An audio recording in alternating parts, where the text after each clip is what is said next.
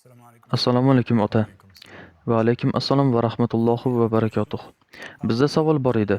Dindor odamlarni qanday qilib o'z diningizga ishontirasiz? Axir har bir din o'zini haq deb bilsa. Biz ularni farqli dinlar deb bilmaymiz. Biz hamma dinlarning kelib chiqishi bir deb bilamiz. Va bu kelib chiqish haqiqatga olib boradi va haqiqatdan kelib chiqadi.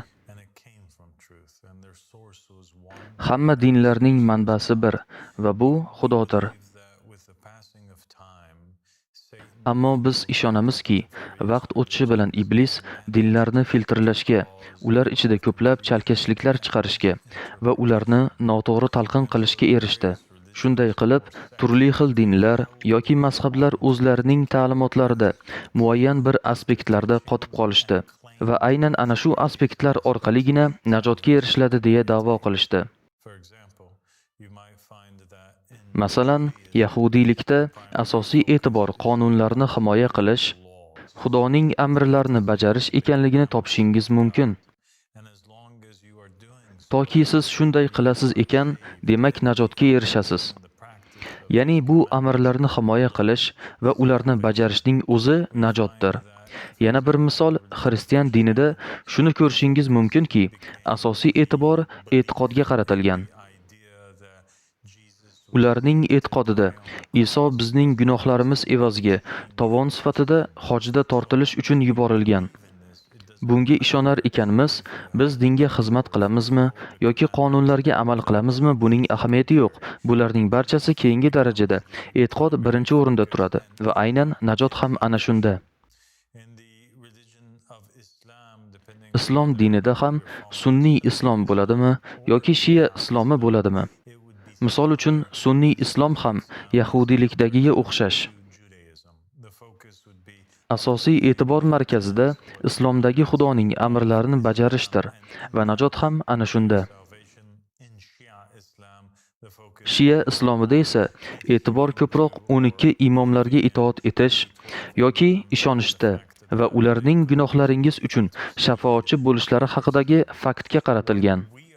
Biz aytayotgan eng muhim tamoyil hamma dinlarda bir xillikka ega bo'lgan narsa shuki, siz o'z zamoningizning Xudoning maxluqotlar ichidagi vakilini qabul qilishingiz kerak.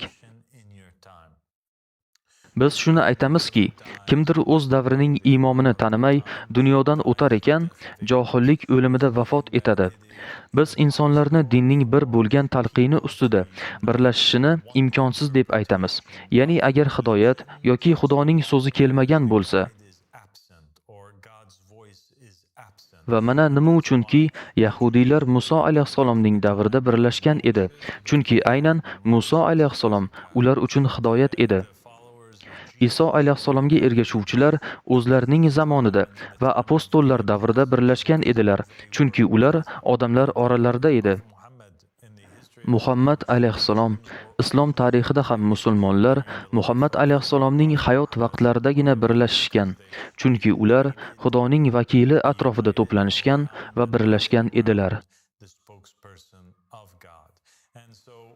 Va biz ishonamizki, har bir kun va davrda Allohning vakili bo'lgan. Muhammad alayhissalom va uning oilasidan kelgan rivoyatlar buni juda ham aniq qiladiki, agar yer yuzidagi maxluqot ichida Xudo o'zining so'zi, vakili, o'rinbosari orqali zuhur etmas ekan, yer mavjud bo'lishdan to'xtagan bo'lar edi. Shu tariqa biz insonlarni haqiqat biz bilan ekaniga shunday qilib ishontiramiz yoki ishonishlariga urinamiz.